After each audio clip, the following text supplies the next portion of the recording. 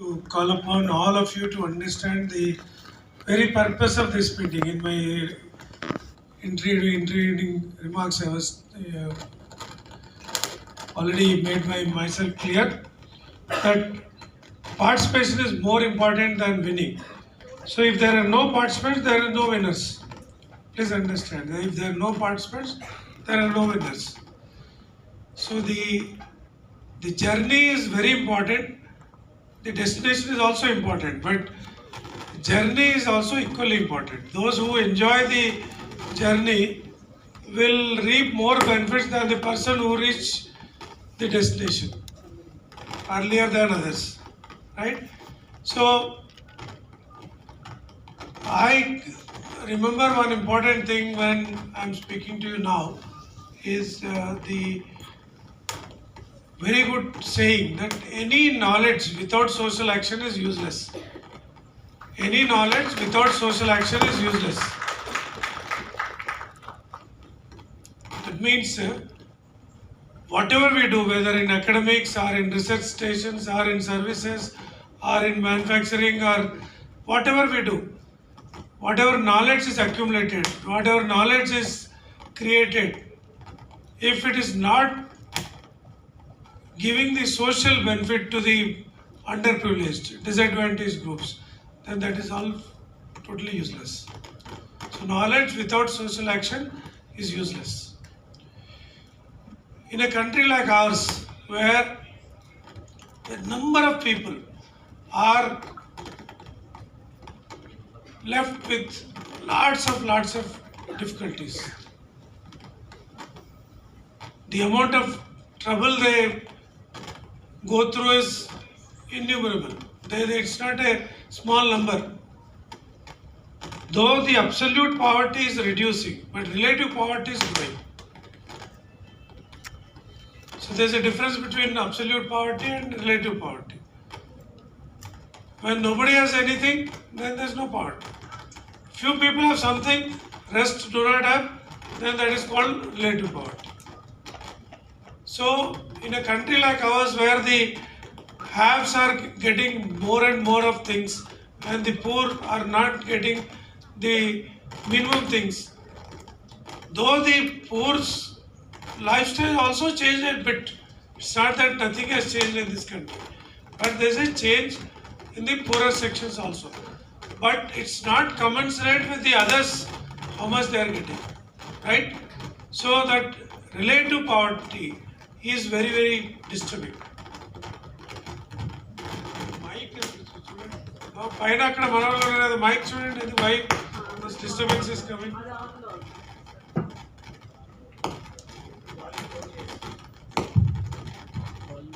Just check. Okay. So what I'm trying to say is, please see that you are all youngsters. Now you will be the champions of great change in next 40-50 years to come. Most of you are under 20s or just about 20. So you will be heading towards a bright future for next 50-60 years. We will all be spectators in next 5 to 10 years to come. So we will have to see how you are progressing. So the future of our country is now being shaped in the classrooms today, right? So unless you are ready to take on that role to bring in that quality change, then nothing is going to happen. We have completed 75 years of Indian independence, now racing towards 100 years of Indian independence. So this period of around 24-25 years left with us now, this is very, very critical. This is the very, very important time for India's future and the egalitarian or inclusive way we are going to live in the next few years to come, right? So for this, I'll give you like that 5T mantra, I'll give you 5G mantra again now. One 5G mantra, right? So first G stands for gratitude. So G, you can say this is a path from gratefulness to greatness. So you make a mention in your life that gratefulness to greatness. So first G stands for gratitude. Means who should be you should be gratitude or grateful for your parents, your teachers, your friends, your well-wishers, your village or your district, your country, or to that matter to the entire universe. So overall, you should be happy with what you are given already. Okay, there may be aspirations, there may be requirements, but while disowning what is already given to you, then you can't grow further, right? So first be grateful to the people who have given you so much already. If you are not grateful, that means you are not able to grow in future. So be grateful to all the people, all the circumstances, all the places, all the creatures in the world, that yes, they are able to give you something out of their existence to you. So be grateful, number one. Number two, so jignasalo kuda G undi. You are understanding, right? So like that. So first G stands for gratefulness or gratitude. Second G, while you are grateful or you are showing gratitude, then naturally everybody will like to give you more when you are grateful. Suppose your friend is helping you, you are grateful to him, you are acknowledging the support given to you, probably then he would like to give you more.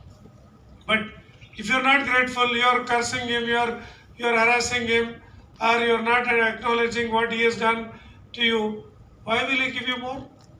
Nobody will give you. So that acknowledging the gratefulness and really meaning that you are grateful to that person, naturally you will get more from them, right? While you are grateful, you will get more. When you get more, what will happen? You will grow more. Unless you get, now you are in a situation or in a stage of life where you have to get and grow. You are not in a position to give yet. Now it is your time to get from others. And you must be getting it from the giver willingly, with their own interest. So the more of willing giving to you, the more you will get, and there is a chance to grow more. Right? So be grateful, get more. In the process, you will grow more. So the growth is so important. Unless you occupy the position given to you, then you can't grow further. Including your birth itself. Unless you have grown to the full size of your mother's womb, you will not be delivered. So that is must. If suppose you are in a 10th class or now degree college, unless you have cleared all your subjects, you are not allowed to go to PG. Or you are not allowed to, that is nothing but growing to the full space available to you there. That is nothing but some classes, some grades, something like that, whatever is given. So occupy all the space given to you so that you are allowed to grow further. So second G stands for growth, right? Third G stands for, now having grown to the expected level you think, then you should start glowing. Unless you glow, how will others will know that you have grown? So growth should be followed by glow. So glow is very important. Why glow should be required? That there are many have-nots, many underprivileged people. They should come to you seeing you like a light post, like a ship. Or the boat always sees a light post, lighthouse, and goes there, right? So that glow is required so that others acknowledge that yes, you are there. Because you are getting all this time. Now glow is nothing but now it is my time to give you. So that glow is your signal that yes, I have grown. So glow must definitely come after your growth. So that the third is glow. Once you start glowing, then people will start coming to you for various advices, various things. This need not be till you get a government job or till you become a big businessman or till you become somebody, not required. At every stage, you can start glowing. Okay, now you have completed intermediate. Some 7th class student may come, Akka idi kodi cheppu, like Anna idi koncham cheppu. They may come to you. That is also your growth and your glow. So that is how it is continuously should be, it's a continuous process. You should be ready to start glowing at every period. Once you start glowing, people will come to you. Now you started giving back. So fourth is give back, give. So start giving. Once you start giving, most of the time people will acknowledge you that yes, this person has grown, is glowing and is giving back. So fourth C stands for giving back. So while you are giving and glowing, what people will say? You are great. That's it. Right? So gratefulness to greatness. So there is nothing comes without any effort. So now from gratefulness to greatness is the mantra you should carry. Right? So start with a gratitude note on a everyday basis. Not on once on a Mother's Day or once in a Teacher's Day. Not like that. It should be on a regular basis. Mom cooked a good meal. Say thanks, mom. She may not expect, but she will not get anything out of your saying some good word. But it is for your own good. You will get more. Right? So for your own good chance to grow, you should start acknowledging it and also showing the gratitude in everyday basis. Not on some special occasion alone. That any day everybody will do. That is not the issue. The issue is whether you are practicing diligently, deliberately, and with all the due respect. That is more important. Right? So Jignasa kind of platform will give you the opportunity to grow and also glow. Right?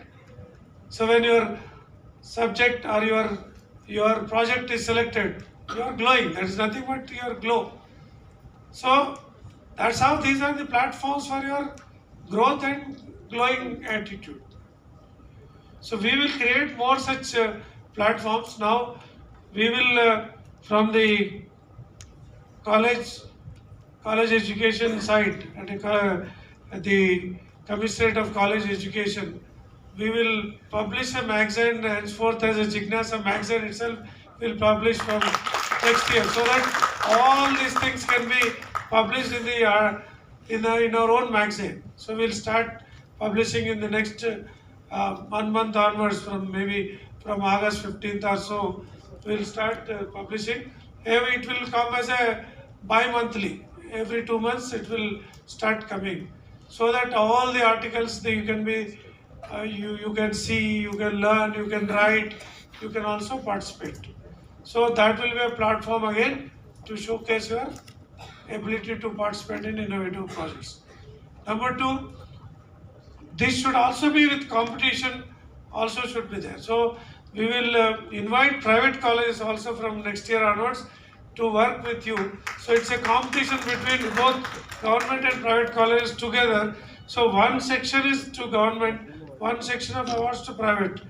So it's not competition against them, you or you against them. 2 sections will be there, government sector and private sector. So let's see who is doing good, who are trying to take up which kind of subjects. So we will be able to understand the mindset or the thinking pattern in both the places. Right? So that also will give them the opportunity to do it. Next, third would be what we will try to do from next year will be, now this year itself we will be doing it anyway, is that a rolling shield will announce.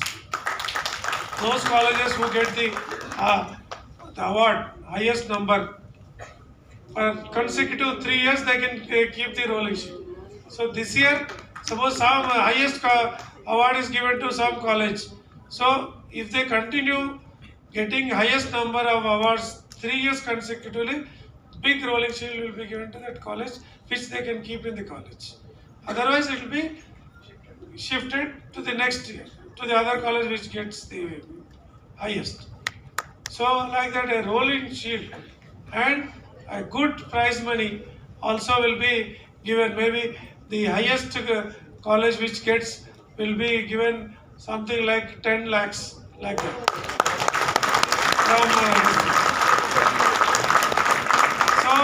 So that it will be always there for you. So we will keep on doing it, we will keep on increasing it, finally it will become kind of 1 crore kind of thing in next 5 years, 6 years to come. So they should feel pride. They should feel that yes, we earned this. So that is the strength and conviction this award should carry, right? So in the end, what I would like to say is the life is very, very contradictory in many cases. It's very complex in most of the cases. But at the same time, it gives you many opportunities also. So if you see the opportunities, seize them at the right time, seeing them, seizing them, and securing them is what is required. So life gives you opportunities. As the difficulties increase in life, same measure, the opportunities also will increase. It's like yin and yang or day and night, that type. As the difficulties increase, the opportunities also will increase. Because nothing is created from nothing. So if goodness is increasing, badness also will start increasing. If goodness is decreasing, badness also will decrease. It's not that 100% goodness can never happen, can never exist in this world. Impossible. That is not possible at all. Please understand this paradox of creation. So this is bound to exist. So while there are difficulties, there are opportunities. Those who are awake when the opportunities are around, then they will get the benefit of seeing it first, seizing it first, and securing it for themselves. You are sleeping most of the time, then the opportunities would have knocked at your door, and then they will leave. I'm told in some place, the good fortunes or good things, they just knock once and leave. Bad things, they keep on knocking till you open it. So they will not leave you. Bad things they will wait till you are opening the door. They keep on knocking at your door. Good things, they will knock once and go. So that is how life, that's what I said, contradictory. Why some should be in some rich country, or why some should be born in poor household, or why somebody should be born with physically challenged issues, why somebody should be growing tall and somebody should become short. So we don't know what is the entire meaning out of it. It's impossible. What we know is very little. Out of that little, you have to make most out of it. Even a great scientist, Einstein, also said, as I start knowing things, I start understanding how little I know. When you don't know, you think everything you know. When you know nothing, you think everything is known. When you start knowing, you think I'm not knowing anything. So this is called paradox. This is called contradiction. This is called complication.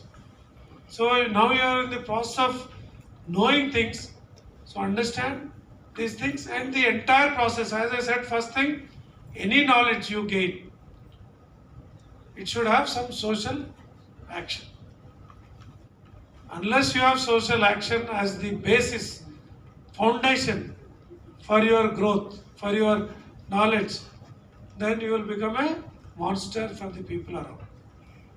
If your foundation of knowing and learning or growing and glowing and giving back is everything is towards egalitarian, inclusive approach, then things will become much more easier for you and for the people around you. Right? So please understand this crux and make your life a better, meaningful way of living. Because India, as we know, it's a mammoth country.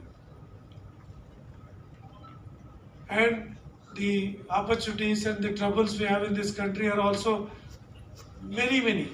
So in that kind of scenario, when almost 75-80% of the people, though they have some means of living, but it's not on par with the dignified life. So we may say poverty is reducing, agreed. There's no dispute about it. But is it on par with others around? It may not be equal to everybody. Whether they have that dignified way of accessing to the minimum needs, whether they are given things as a kind of dole or some kind of philanthropic activity or some kind of like with lots of hatred somebody is trying to give it. No, that is not the way to live a dignified life. It should come as a rightful means or a legal entitlement. So that is a good society. So are we contributing towards that inclusive, egalitarian India? Or are we contributing a rich India where few are really rich and few are very, very vulnerable? Not few, many of the people are very vulnerable and living a kind of richer life. So as a person, personally, I would never like to be in a very rich India where others are suffering and few are enjoying. It's not the right world to live. Let it be an average rich country where the wealth is distributed more or less as per the requirements of the people, more or less as per the work culture they have, more or less as per their ability, more or less as per the hard work they are putting in. It's not that everything is given free. No. Nothing should be given as a dole. But things should come based on your hard work. Things should come based on your attitude. Things should come based on your requirements. That is more important. So why I keep telling all these things to the youngsters is because I have a fond hope that you are the pilots, you are the drivers of future growth. Even few of you understand this, practice it diligently, then things will start improving. That is the fond hope I have for the future India, because most of your principals or all of us on the dais, next 5 to 10 years, we are all spectators. We'll just be dependent on what you're doing.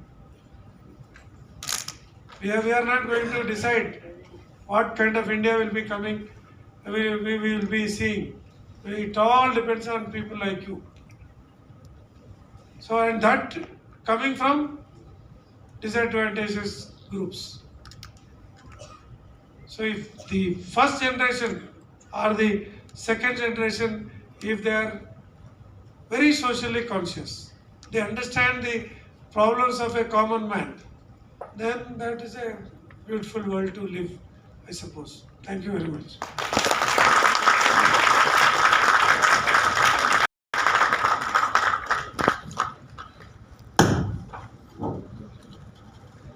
We are